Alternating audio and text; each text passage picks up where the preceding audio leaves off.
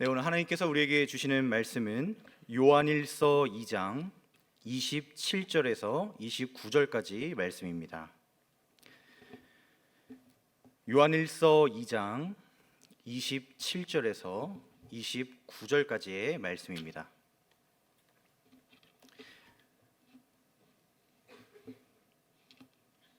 네, 오늘 본문 말씀을 저와 여러분이 한 절씩 교독하도록 하겠습니다. 이것은 하나님의 말씀입니다. 너희는 주께 받은 바 기름 부음이 너희 안에 거하나니 아무도 너희를 가르칠 필요가 없고 오직 그의 기름 부음이 모든 것을 너희에게 가르치며 또 참되고 거짓이 없으니 너희를 가르치신 그대로 주 안에 거하라. 자녀들아, 이제 그의 안에 거하라. 이는 주께서 나타내심 받으면 그가 강림하실 때에 우리로 담대함을 얻어 그 앞에서 부끄럽지 않게 함께 읽겠습니다. 너희가 그 의로우신 줄을 알면 의를 행하는 자마다 그에게서 난 줄을 알리라. 아멘. 주의 말씀을 듣기 위해 이 자리에 모인 우리 모두에게 하나님 아버지와 우리 주 예수 그리스도로부터 은혜와 평강이 가득하시기를 소원합니다. 저는 이 시간 삶으로 증거되는 기름 부음, 삶으로 증거되는 기름 부음이란 제목으로 주의 말씀을 증거하도록 하겠습니다. 먼저 복습을 위해 몇 가지 내용을 짚고 넘어가고자 합니다. 하이델베르크 요리문답의 구조는 크게 몇 개로 구분된다고 했는지 기억나시나요? 네, PPT가 나왔습니다. 크게 세 가지로 구분이 됩니다. 제1부는 우리의 죄와 비참함에 관하여, 제2부는 우리의 구속에 관하여, 제3부는 우리의 감사에 관하여 가르치고 있습니다. 우리는 지금 하이델베르크 요리문답을 큰 틀에서 구조적으로 보면 12문부터 85문까지 해당하는 제2부, 우리의 구속에 관하여 해당하는 내용을 배우고 있습니다. 우리의 구속에 관한 내용 중에서도 5주 전에 해당하는 진도인 23문부터 사도신경에 대한 내용을 살펴보고 있습니다. 그 사도신경을 구조적으로 분리하면 역시 세 가지 조항으로 나눌 수 있다고 했습니다. 네, PPT 먼저 나왔습니다.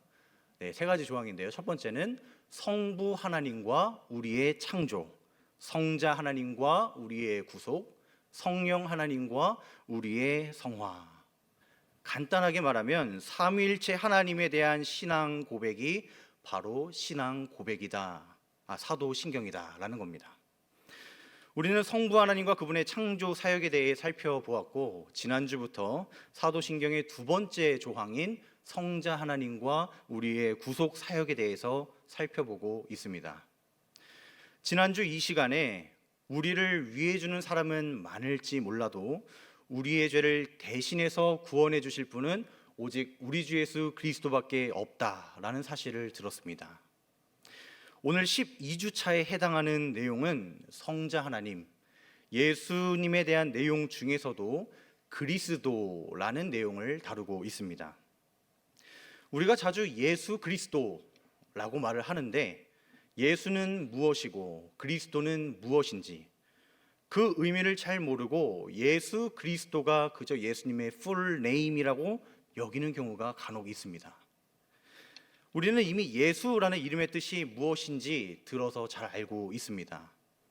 그렇다면 예수 그리스도라고 할 때 이 그리스도라는 호칭은 무엇을 의미하는 걸까요? 그리스도라는 단어는 이름이 아니라 직분을 나타내는 호칭입니다. 그리스도는 헬라어로 크리스토스라고 하는데 이를 음역한 것이 영어로 크라이스트입니다.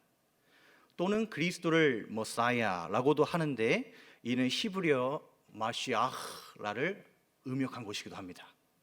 그래서 그리스도라는 단어의 의미는 기름 부음을 받은 자라는 뜻을 가지고 있습니다. 그리스도에 대한 더 자세한 내용은 이미 31문의 질문에서 알려주고 있는데요. 화면을 보시고 제가 31문을 읽으면 답을 읽어주시기 바랍니다. 그분을 왜 그리스도, 곧 기름 부음을 받은 자라 부릅니까? 왜냐하면 그분은 성부 하나님으로부터 임명을 받고 성신으로부터 받기 때문입니다. 그분은 우리의 큰 선지자와 선생으로서 우리의 구원을 위한 하나님의 감추인 경영과 뜻을 온전히 계시하시고 우리의 유일한 대제사장으로서 그의 몸을 단번에 제물로 드려 우리를 구속하셨고 성부 앞에서 우리를 위해 항상 간구하시며 또한 우리의 영원한 왕으로서 그의 말씀과 성령으로 우리를 다스리시고 우리를 위해 획득하신 구원을 누리도록 우리를 보호하고 보존하십니다. 구약시대에 누군가 선지자나 제사장 또는 왕으로 세움을 받을 때 선지자가 그 사람에게 기름을 붓는다는 것은 하나님께서 직접 임명하신다는 것을 의미합니다. 따라서 그 사람 자체는 연약하고 흠이 많은 존재이지만 하나님께서 임명하신 것이기 때문에 하나님의 능력으로 그 연약함들을 감추어 주신 겁니다. 이 말은 다른 말로 하면 기름 부음을 받은 자에게 하나님께서 능력을 더하여 주신다라는 의미가 내포되어 있습니다. 그런데 기름 부음은 그 자체의 능력이 있는 것이 아니라 성령의 임재를 상징합니다. 그래서 기름 부음을 받은 자들은 자신의 능력이 아니라 함께 하시는 성령님의 능력에 힘입어 선지자, 제사장, 왕의 역할을 감당해낼 수 있었던 겁니다. 예수님께서도 공생의 사역을 시작하신 기점이 성령의 능력을 받으신 이후부터입니다. 그 기점이 언제입니까? 세례 요한에게 세례를 받으신 직후입니다. 사도행전 10장 37, 38절 말씀입니다. 곧 요한이 그 세례를 반포한 후에 갈릴리에서 시작하여 온 유대에 두루 전파된 그것을 너희도 알거니와 하나님이 나사렛 예수에게 성령과 능력을 기름 붓듯 하셨음에 그가 두루 다니시며 선한 일을 행하시고 마귀에게 눌린 모든 사람을 고치셨으니 이는 하나님이 함께 하셨음이라. 아멘. 물론 예수님께서는 세례를 받으시기 전에도 여전히 하나님의 아들이셨음은 틀림없는 사실입니다. 그리고 예수님은 성령님과 분리되어 계시다가 비로소 그때 결합된 것이 아닙니다. 하지만 방금 구절에서 말씀하고 있듯이 예수님께서는 세례를 받으시기 전까지는 능력을 행하시는 일들이 없었습니다. 그럼 예수님께서는 하나님의 아들이시긴 한데 능력이 없으셨던 것일까요? 그렇지 않습니다. 예수님께서는 성령의 기름 부음을 기다리시고 성령께서 하실 일을 앞서가지 않으셨던 겁니다. 예수님이 세례를 받으시기 전에는 능력이 없으셨던 것이 아니라 이렇게 성령님을 대하는 자세를 우리를 위해 친히 본을 보여주셨습니다. 따라서 그리스도를 따르는 그리스도인인 우리 역시 성령의 임재하심과 역사하심을 기다리고 성령님을 앞서가서는 안 됩니다. 예수님께서 세례를 받으셨던 본문인 마태복음 3장 16절 17절 말씀을 우리 화면을 보시고 함께 읽겠습니다. 시작.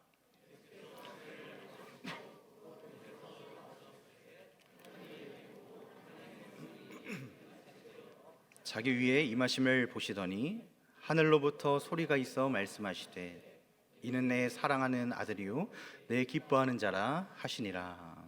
아멘. 여기서 성부, 성자, 성령 삼위일체를 암시하고 있죠. 오늘 진도에 해당하는 하이델베르크 유리문답 제31문을 다시 주목해 보면 거기서는 삼위일체의 개념을 직접적으로 언급하고 있습니다. 성부 하나님께서 성자 하나님에게 그리스도의 직분을 임명하시고 성령 하나님께서는 그 사실을 확증하시고 드러내셨습니다.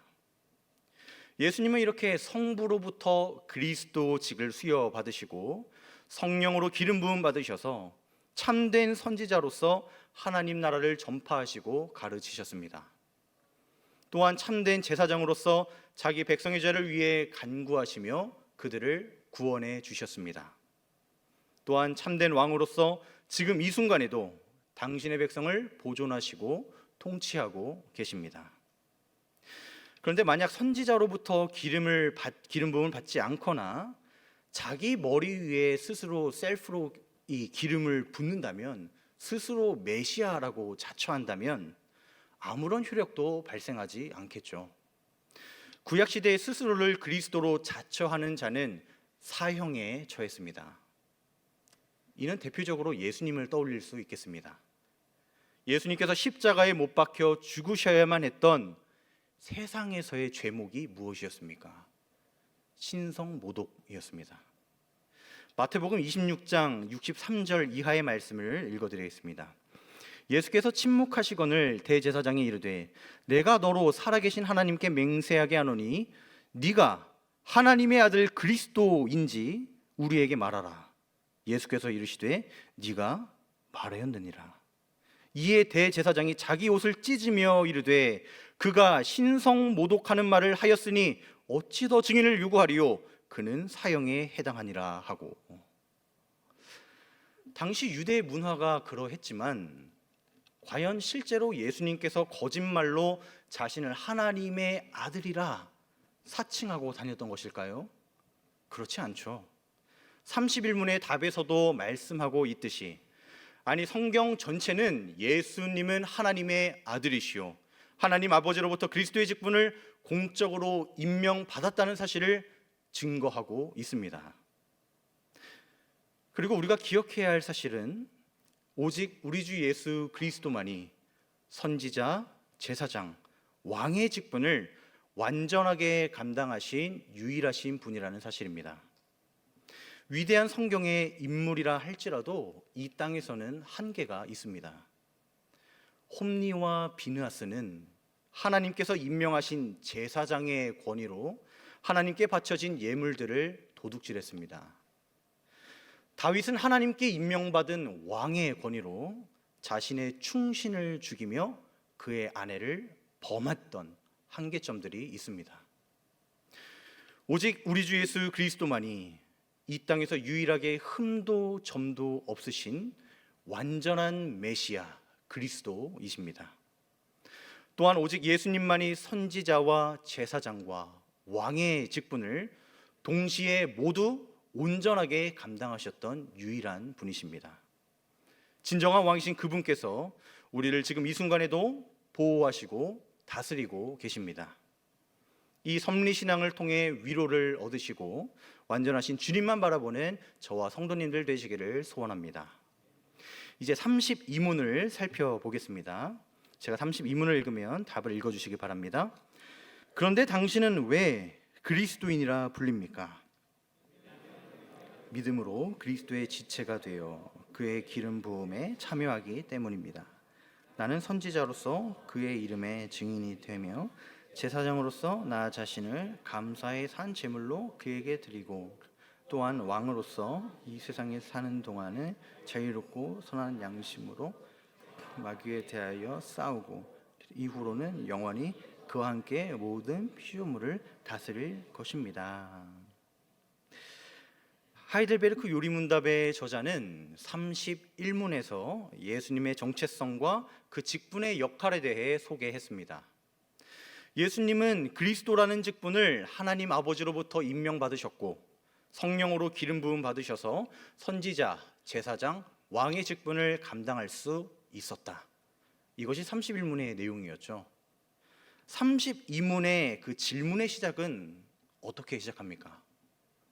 그런데라는 접속 부사를 사용하며 등장할 내용이 31문의 내용과 상반된 내용임을 암시하고 있습니다. 31문에서 예수님이 그리스도라는 호칭으로 불려야 한다는 것은 동의를 하겠는데 32문은 그런데 당신이 그렇게 불려야 하는 이유는 무엇입니까? 의문을 제기하며 그 정당성을 요구하고 있습니다. 32문을 느낌을 살려서 말하면 이렇습니다. 예수님이면 인정. 그런데 당신은 누구시길래 너가 뭔데 그리스도인이라는 호칭으로 불리는 거냐라고 질문하고 있는 겁니다. 실제 이 독일어 원문에서도 이 그러나라는 접속 부사를 사용함으로써 예수님과 우리의 위치는 근본적으로 다르다는 것을 말씀하고 있습니다. 이것을 요즘 애들 말로 하면 낄끼빠빠라고 합니다. 중등부 친구들 낄끼빠빠 무슨 뜻이죠? 네, 낄 땐 끼고 빠질 땐 빠져라 이런 말입니다. 부정한 인간은 거룩하신 하나님의 아들 예수 그리스도와 동등할 수 없다는 겁니다. 그런데 우리가 예수님과 차별 대우를 받는다고 해서 속상하거나 삐칠 이유가 없습니다. 그게 사실이니까요. 혹 내가 예수님과 동등한 대접을 못 받는다고 해서 삐지는 사람은 신천지의 교주가 아니고서는 진짜 이상한 사람이죠. 어찌 죄인인 우리가 감히 하나님의 아들과 어깨를 나란히 할 수 있겠습니까? 하지만 우리 담임 목사님께서 설교 중에 자주 사용하시는 표현이 있죠. 하지만, 이 하지만 다음에 나오는 말이 중요합니다. 만약 32문에 따라 그런데 너가 뭔데 그리스도인으로 불려야 되냐라는 질문에 의기소침해서 그렇지, 나는 죄인이라서 그리스도인의 그자도 가까이 할 수 없지, 낄끼빠빠 할게 라고 한다면 우리 삶의 참된 평화와 자유는 사라져 버릴 겁니다. 하지만 다시 32문의 답을 주목해 볼까요? 32문의 답은 분명하게 우리의 정체성을 확증해 주고 있습니다. 어떻게 보면 뻔뻔스러울 만큼 너무 당당하게 우리의 정체성을 보증해 주고 있습니다. 우리 PPT를 보시고 제가 하이라이트한 부분만 읽어볼까요? 나는 어떤 존재입니까? 나는 선지자로서, 제사장으로서, 왕으로서. 우리 역시 예수님처럼 선지자, 제사장, 왕의 직분을 감당하는 존재라는 겁니다. 이 얼마나 복되고 감격스러운 소식입니까? 그렇다면 죄인인 우리가 예수님께서 감당하셨던 삼중직을 어떻게 감당할 수 있다는 겁니까? 32문의 답은 이렇게 시작합니다. 왜냐하면 내가 믿음으로 그리스도의 지체가 되어 그의 기름 부음에 참여하기 때문입니다. 이 한 문장을 세 포인트로 나누어서 우리를 향하신 삼위일체 하나님의 놀라운 사랑에 주목해 보겠습니다. 먼저 이 문장에서 살펴볼 것은 내가 믿음으로 라는 부분입니다. 여기서는 내가 믿었다고 표현하지만 진짜 내가 믿은 것일까요? 그렇지 않습니다. 저는 종종 이런 사람을 만나곤 합니다. 내가 예수님 믿었어요. 이 종교 저 종교 다 다녀봤는데 기독교가 제일 믿을만 하더군요. 그래서 교회를 선택했어요. 물론 우리의 의지와 결단이 필요합니다. 필요하죠. 그런데 우리의 마음과 의지를 새롭게 변화시켜 주시고 결단하여 행하게 하시는 분이 누구시죠? 하나님입니다. 그리고 무엇보다 중요한 것은 요한복음 15장 16절에서 이렇게 말씀하고 있습니다. 너희가 나를 택한 것이 아니요 내가 너희를 택하여 세웠나니. 이 말씀에 따르면 우리가 예수 한번 믿어보겠다고 내가 예수님을 선택한 것이 먼저입니까? 아니면 그분이 우리를 선택하신 것이 먼저입니까? 관련해서 비슷한 질문 하나 더 드리겠습니다. 우리가 하나님을 사랑한 것이 먼저일까요? 아니면 그분이 우리를 사랑한 것이 먼저일까요? 네, 분위기 흐름상 모두 정답을 말씀하신 것 같습니다. 정답지는 요한일서 4장에 있습니다. 사랑은 여기 있으니 우리가 하나님을 사랑한 것이 아니요 하나님이 우리를 사랑하사 우리 죄를 속하기 위하여 화목제물로 그 아들을 보내셨습니다. 19절에서는 더 명확하게 이 사실을 말씀하고 있습니다. 우리가 사랑함은 그가 먼저 우리를 사랑하셨기 때문이다. 아멘. 믿음도 그렇고 사랑도 그렇고 내가 한번 예수님 믿어 보겠습니다. 하나님 한번 사랑해 보겠습니다. 이런 모습이 대부분 저와 여러분의 모습일 겁니다. 하지만 하나님을 향한 우리의 믿음과 사랑은 나 자신으로부터 기인한 것이 아니라 하나님의 의지와 행위가 선행되었다는 사실을 잊지 마시기 바랍니다. 그렇다면 우리가 하나님을 사랑한다고 고백하는 것은 잘못된 것일까요? 그렇지 않습니다. 우리는 하나님의 형상이자 하나님의 영광을 반사하는 반사체로서 먼저 나를 향한 그분의 사랑을 깨닫게 된다면 거울이 빛을 반사하듯이 그렇습니다 주님, 저도 주님을 사랑합니다.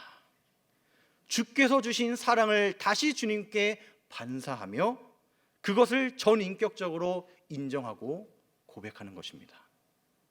그래서 성경은 믿음을 이렇게 정의합니다. 에베소서 2장 8절입니다. 너희는 그 은혜에 의하여 믿음으로 말미암아 구원을 받았으니 이것은 너희에게 난 것이 아니요 하나님의 선물이라. 믿음은 나로부터 시작된 것이 아니라 선물로 주어져서 예수님을 그리스도로 살아계신 하나님의 아들이라고 고백할 수 있게 된 것입니다. 우리에게 믿음을 선물로 주셨다는 사실은 결국 성부 하나님께서 우리를 구원하시기 위해 영원전부터 우리를 선택하시고 작정하셨다는 것을 알 수 있습니다. 나의 어떠함으로 믿음을 취득할 수 있는 것이 아니라 믿음은 하나님께서 주시는 은혜입니다. 이 32문의 답을 이어서 보면 우리는 믿음으로 그리스도의 지체가 되었다라고 말씀합니다. 이것은 신학적으로 연합에 대한 교리를 다루고 있는 겁니다. 내가 그리스도와 연합하였다는 것은 성령님께서 우리 마음에 들어오셨다는 것을 의미합니다. 성령님이 내 안에 내주하신다는 것은 기름 부음의 증거, 내가 그리스도인이라는 사실을 인쳐 주시는 것입니다. 내가 그리스도인이라고 한다면, 내가 그리스도와 연합한 자라고 한다면 나의 삶을 통해 그리스도의 직분의 실체가 드러나야 합니다. 왜냐하면 그리스도의 삼중직의 역할이 나의 삶에 드러나는 데서 내가 그리스도인이라는 사실을 확신할 수 있기 때문입니다. 우리가 그리스도의 지체가 된 이 연합의 신비를 피부적으로 가장 많이 체감할 때가 언제인지 아십니까? 바로 성찬식과 세례식을 거행할 때입니다. 성찬의 의미가 무엇입니까? 그리스도의 고난에 동참한다는 의미 아니겠습니까? 세례의 의미는 무엇입니까? 이 의미를 가장 잘 살린 것이 침례의 방식인데, 우리의 몸 전체가 물속에 들어가는 행위는 나의 옛사람이 죽는 것을 의미하죠. 그런데 그냥 나의 옛사람이 혼자 죽는 것이 아니라 예수 그리스도께서 십자가에 못 박혀 죽으실 때 나의 옛사람도 그 십자가에 함께 못 박혀 죽은 것을 의미합니다. 이제 물 밖으로 올라오는 것은 옛사람이 죽고 새 사람으로 거듭났다는 것을 의미하죠. 이 역시 단순하게 내가 새 사람으로 태어났다는 것을 의미하는 것이 아니라 십자가에 죽으시고 3일 만에 부활하신 예수 그리스도와 함께 새 사람으로 거듭났다는 것을 의미합니다. 그런즉 누구든지 그리스도 안에 있으면 새로운 피조물이라. 이전 것은 지나갔으니 보라, 새 것이 되었도다. 이렇게 우리는 그리스도와 연합한 자로서 우리는 그리스도의 고난에 동참해야 하지만 그분의 부활과 승리와 영광 역시 우리의 것이라는 사실이 가장 큰 위로와 소망이 됩니다. 그리스도와 연합한 우리는 우리의 본질과 인격이 새롭게 변화되었습니다. 그리스도께 접붙임을 받음으로 이제 옛구습을 벗어버리고 새로운 열매를 맺을 수 있게 되었습니다. 이것이 연합의 신비입니다. 이 사실만 해도 감개무량한데 32문의 답은 거기서 멈추지 않습니다. 삼위일체 하나님의 사랑을 알 수 있는 세 번째 포인트는 우리가 믿음으로 그리스도와 연합했다는 사실에 멈추지 않고 그리스도의 기름 부음에 참여하게 되었다 말씀합니다. 그분의 기름 부음에 참여했다는 것은 그리스도의 직분에 참여했다는 것을 의미합니다. 그래서 우리가 주의 말씀을 즐거워하고 그 말씀에 순종하는 삶을 통해 우리의 언행으로 말씀을 증거하는 선지자, 제사장, 왕적 삶을 살 수 있는 겁니다.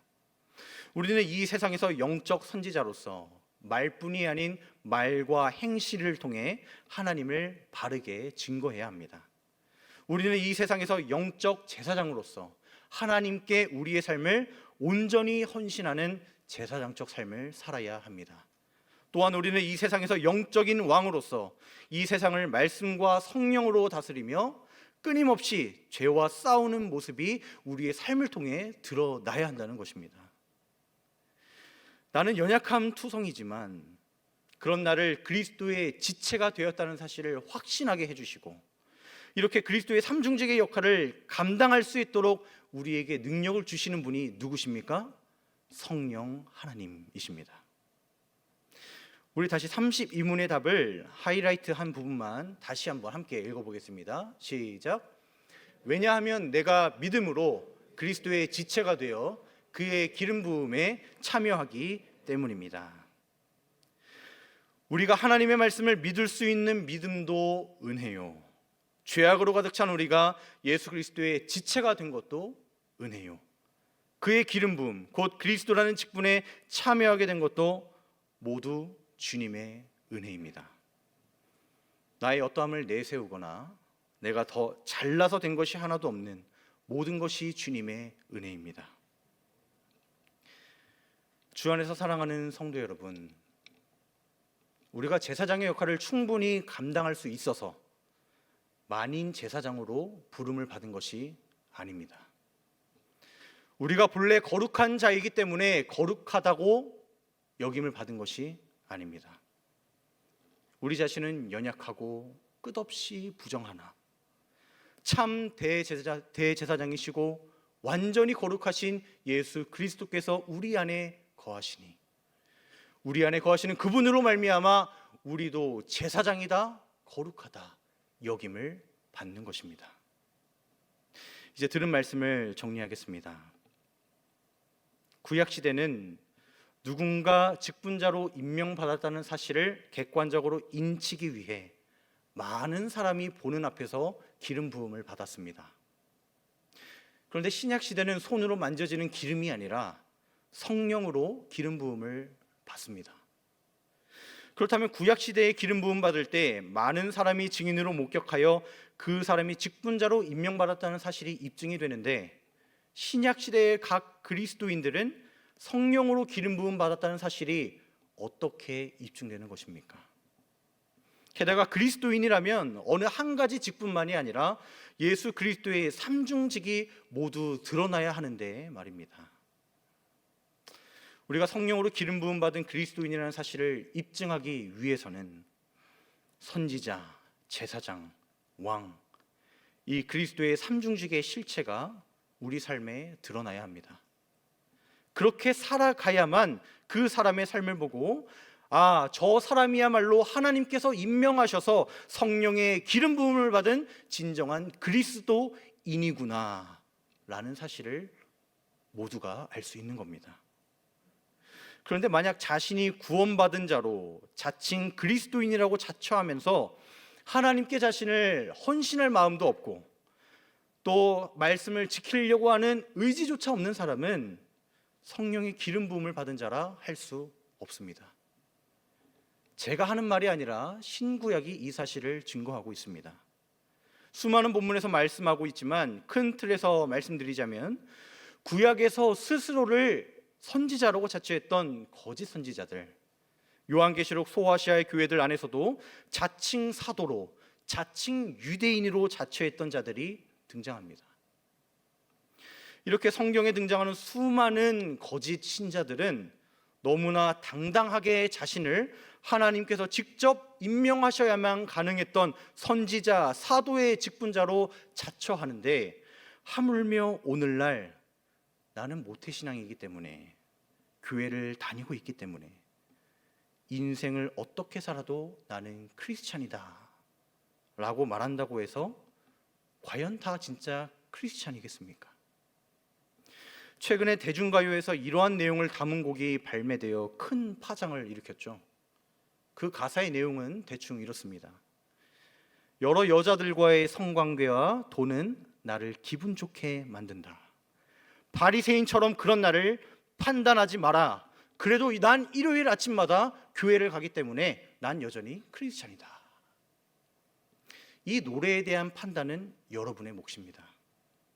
그리고 저는 지금 비관적인 태도로 이 땅의 모든 크리스천들을 부정하고 있는 것이 아닙니다. 저만 남들보다 우월하다는 것을 말하는 것도 아닙니다. 진짜 그리스도인이라면 예수 그리스도를 본받아 그리스도의 선지자직, 제사장직, 왕직의 삼중직의 실체가 삶 속에 드러나야 한다는 것을 강조하고 있는 겁니다. 자신을 구원받은 크리스천이라고 자처하면서 헌신할 마음도 없고, 세상과 구별되어 거룩하게 살고자 발버둥치는 모습도 없고, 말씀에 대한 사모함과 전파할 마음도 없고, 그리스도의 삼중직에 대해 아무런 관심이 없다면 그 사람은 자칭 그리스도인이라 자처할 수는 있으나 성부로부터 임명을 받고 성령의 기름 부음을 받은 자라고 할 수는 없을 겁니다. 하나님께 자신을 온전히 헌신해야 한다는 것은 구약시대의 선지자나 제사장들처럼 오늘날 꼭 목사, 선교사가 되어야 한다는 것을 말하는 것이 아닙니다.